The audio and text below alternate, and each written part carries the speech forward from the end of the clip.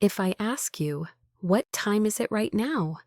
You would look at a clock, but are you sure that what you are looking at is time? Or is it just an illusion your brain is forced to believe in so it doesn't fall apart? The frightening thing is this: modern science has begun to suspect that time may not exist the way we think it does. Stephen Hawking did not merely study the universe, he penetrated the deepest structure of reality itself. In his mathematics, there are places where there is no space, there is no time, there is no before and after. He called them singularities, and from those points, our universe may have been born. Since ancient times, humans have believed that time is a river flowing forward. Past, present, future. It sounds reasonable, but think more carefully. If time truly existed forever, if it stretched infinitely into the past, then the night sky could not be dark. Light from every star would have reached us long ago, yet the sky remains dark. What does that mean? Time once did not exist. When astronomers point their telescopes deep into space, they see galaxies fleeing, not running away from us, but away from a single common point. Reverse every motion, and the universe collapses into something unimaginable. A point with no size, a point with no time. Hawking said, time begins there. There is no before the Big Bang, because to have the word before, you need time. And time was born only after that explosion. But if time can be born, can it be bent? Einstein accidentally opened this door. When you move close to the speed of light, your time slows down. When you stand near a black hole, your time almost stops. To an outside observer, you appear frozen forever. That means one thing: time is not absolute. It is a property of space, and space can be bent. Hawking said, to travel back to the past, you would need something called a wormhole, a tunnel that rips through space-time itself. But there is a problem. To keep a wormhole open, you would need exotic matter, something with negative energy, something that we have never found and may not be allowed to exist. Perhaps the universe itself does not allow humans to return to the past. As if it has a built-in self-defense mechanism. The universe is expanding, but will it expand forever? Or will it turn back and destroy itself? If there is enough matter, gravity will win. The universe will collapse, returning to a singularity.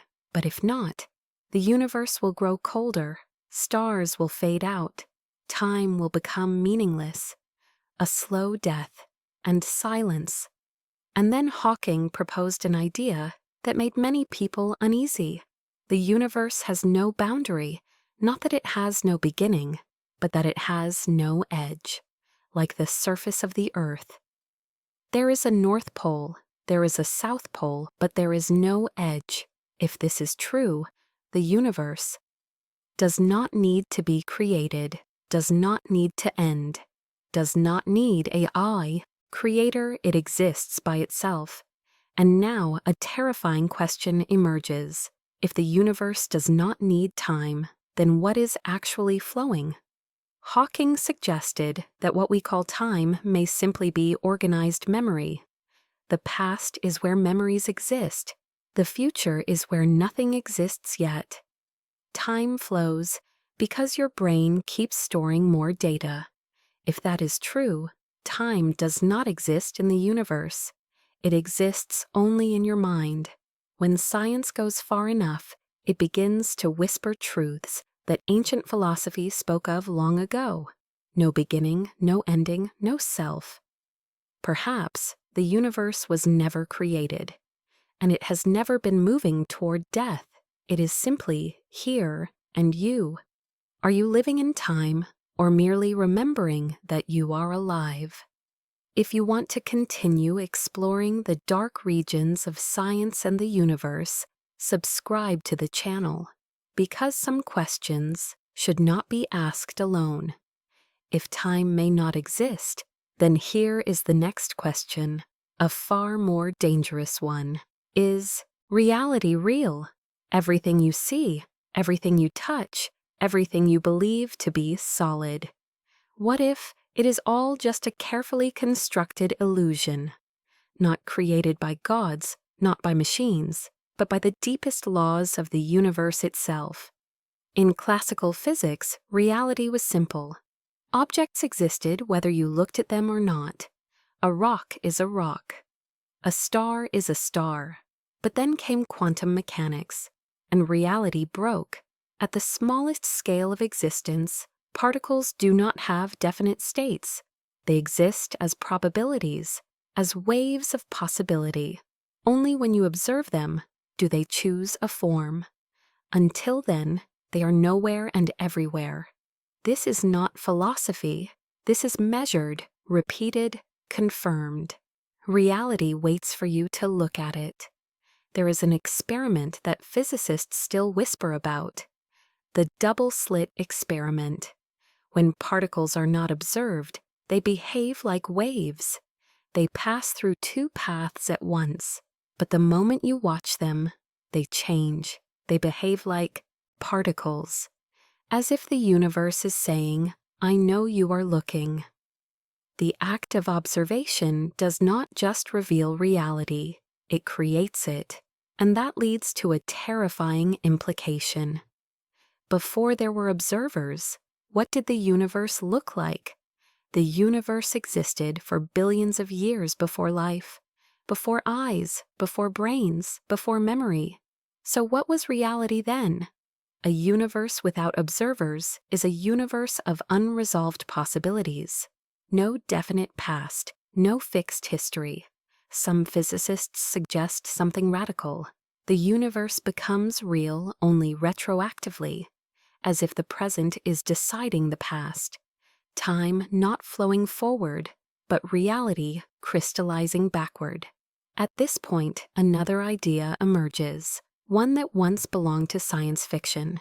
What if reality is computed, not necessarily by a machine, but by rules so precise they behave like code? The universe has discrete units of energy, maximum speeds, pixel-like space-time at the Planck scale. These are not properties of an infinite continuum. They look suspiciously like limits, like resolution, like a rendered world. And if reality is rendered, what is doing the rendering? Here is something undeniable. Your brain has never touched reality. It receives electrical signals, chemical impulses, fragments of data. From those fragments, it constructs a world. Color does not exist. Sound does not exist. Solid objects do not exist as you perceive them. They are interpretations. Your brain lives inside a simulation, a biological one. And if your internal reality is constructed, how sure are you that the external one is not? Some modern theories suggest space is not fundamental. Time is not fundamental. They emerge from deeper structures, from entanglement, from information. Reality may be made of information, not matter, not energy, information. And information does not need space. It does not need time. It only needs relationships. What you call the universe may be a shadow of something deeper. Ancient philosophies said, reality is a dream, a projection, a veil. Modern physics is beginning to echo this, not spiritually, mathematically. If reality emerges from observation, if time is an illusion, if space is not fundamental, then the universe is not a thing, it is a process. And you are not inside it. You are part of how it becomes real. So ask yourself this: if no one were here to observe the universe, would it exist?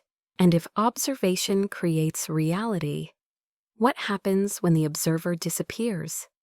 Does the universe collapse back into possibility? Or does it wait, silent, unresolved. Reality may not be real. Time may not be flowing. The universe may not be a place. It may be a question that is still being answered. And you are not just living in reality. You may be participating in its creation. Long silence. If this thought unsettles you, good. It means you are still awake. If you want to keep walking into the shadows of science and existence, subscribe.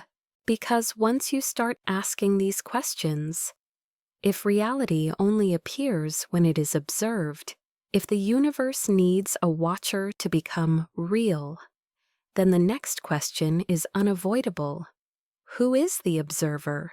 Not the eyes, not cameras, not telescopes, but the thing behind them all, consciousness. And yet, what is consciousness? And why does the universe seem to depend on it? Science can measure mass, energy, charge, time. But there is one thing no instrument has ever touched: subjective experience, the feeling of being here. You can measure brain activity, you can watch neurons fire, but no one has ever found where thoughts live, where feelings appear, where you are located. Consciousness has no position, no shape, and perhaps it does not belong to matter at all. We usually assume the brain produces consciousness, but this is only an assumption.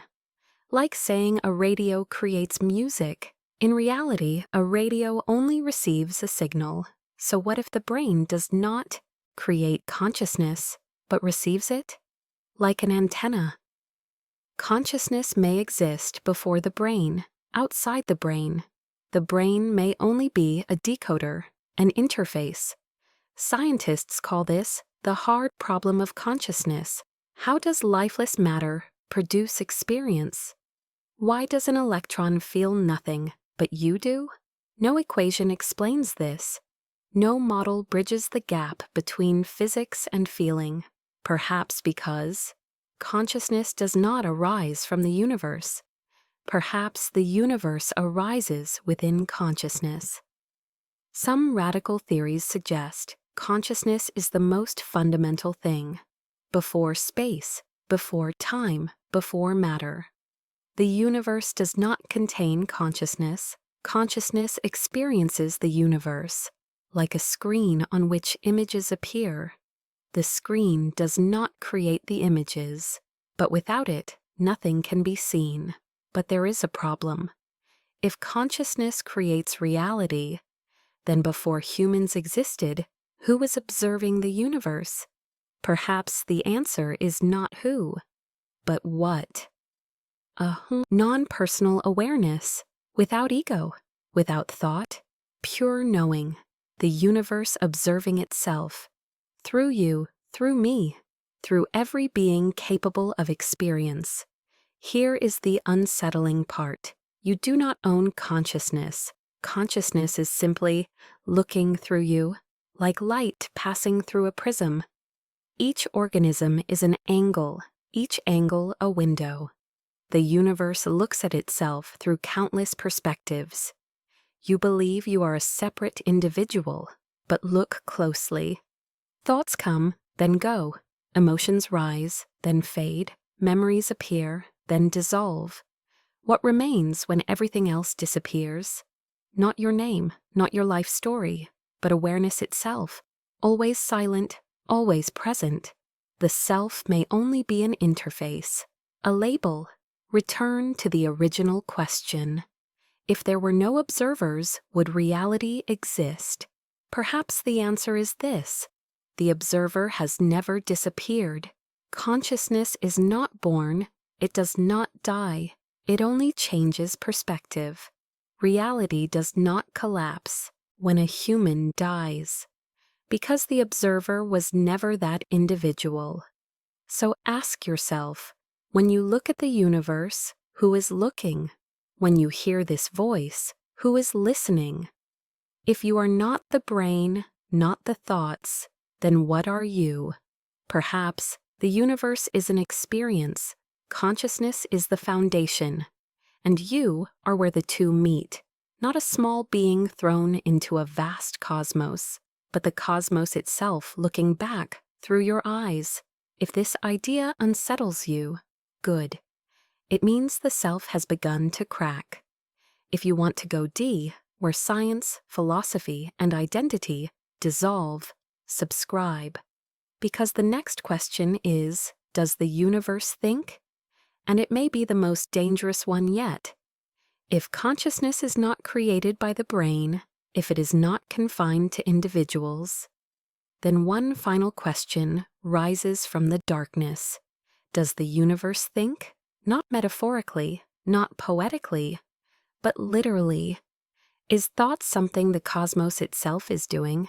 We often imagine thinking as something mysterious, but in the brain, thinking has a structure. Signals propagate, patterns stabilize, information is integrated. Thought is not magic, it is organization. And organization appears everywhere in the universe. Atoms form molecules, molecules form cells, cells form brains. At every scale, the universe arranges itself into patterns that process information. Perhaps thinking is not an exception, perhaps it is inevitable.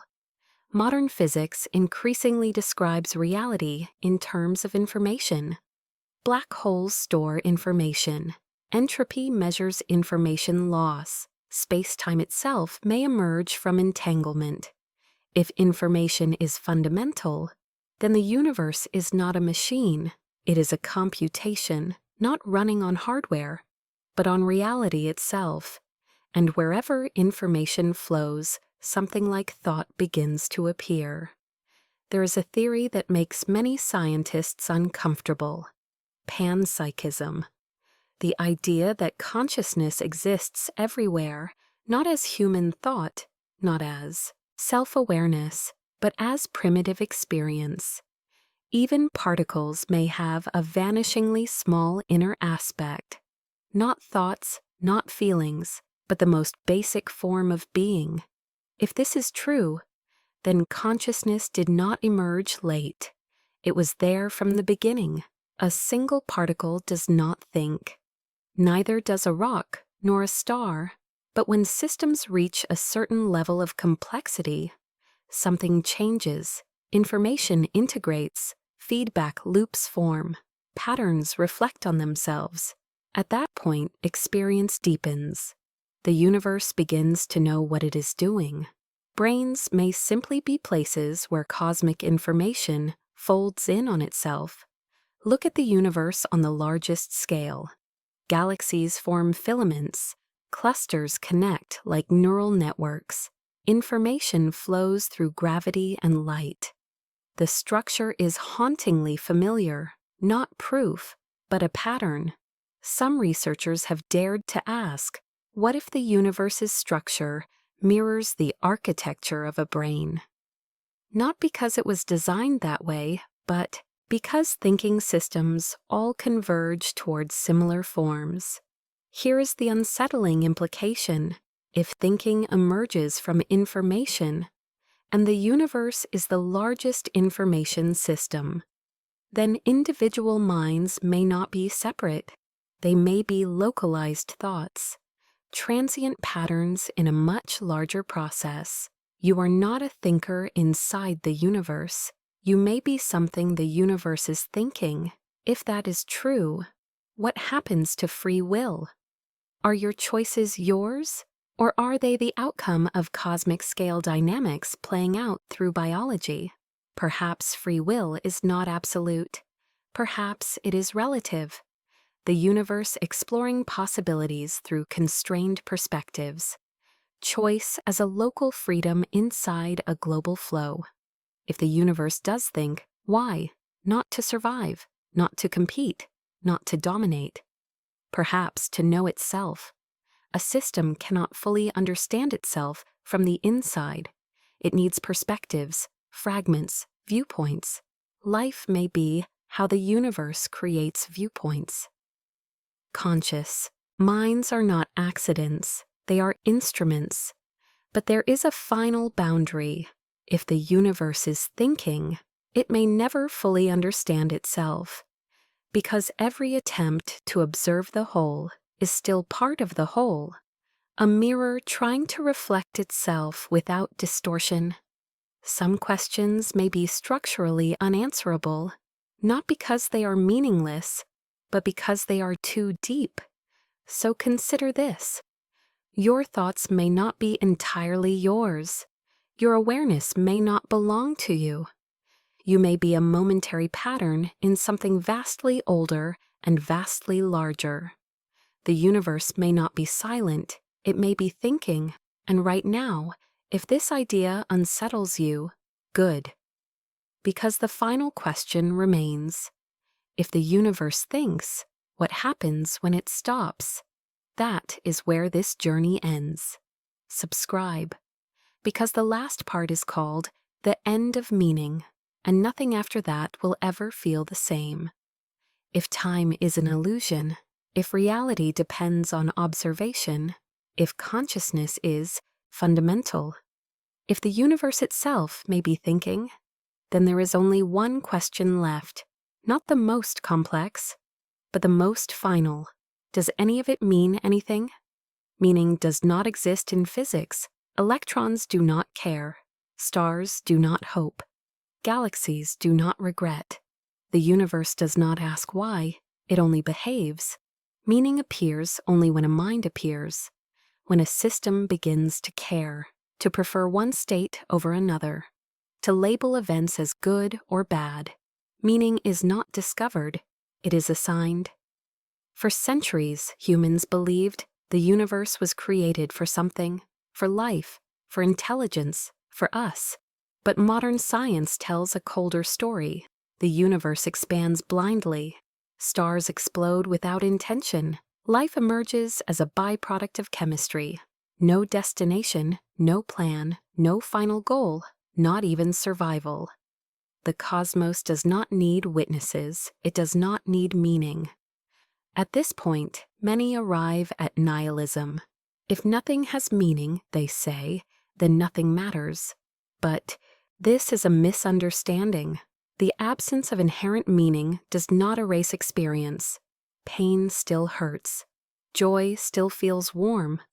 Fear still tightens the chest. Nihilism collapses because it forgets one thing. Meaning does not need permission from the universe. Meaning is not eternal. It is local, contextual, temporary, like a wave on the ocean. The wave is not separate from the water. It has no independent existence. And yet, it is real while it lasts. Your values, your goals, your love, they are not written into the fabric of reality. They are events, and events do not need eternity to be real. If you look closely, meaning is always tied to the self. I matter. My life matters. My story matters. But earlier, something cracked. The self was revealed as an interface, a narrative, a perspective. When the self dissolves, meaning does not disappear. It simply stops pointing inward. Experience continues, but without ownership. Here is the paradox. When the universe has no meaning, despair loses its foundation. Despair assumes something should exist and does not. But in a universe without obligation, nothing is missing, nothing has failed. There is only what is happening, breath, sound, awareness. This moment does not need justification. Perhaps meaning was never the point. Perhaps the universe is not a story, not a message, not a lesson, not a test. Perhaps it is simply occurring, and consciousness is the way it feels itself occurring. No purpose, no verdict, no conclusion, just presence. At the deepest level, questions dissolve. Why? Disappears? What for? Fades. Only this remains, not explained, not resolved, but undeniable. The universe does not answer. It does not need to. So here is the end, not with meaning, not with hope, not with despair, but with clarity. You are not here for anything. And that is not a tragedy. It is freedom. Nothing is demanded of you by the stars. Nothing is expected. You are a moment in which the universe is aware, and then you are not. Long silence. There is no final message, no hidden truth, no reason waiting to be found. Only this: the universe is not meaningful, and yet it is happening, and for reasons that do not need reasons. You are here to witness it,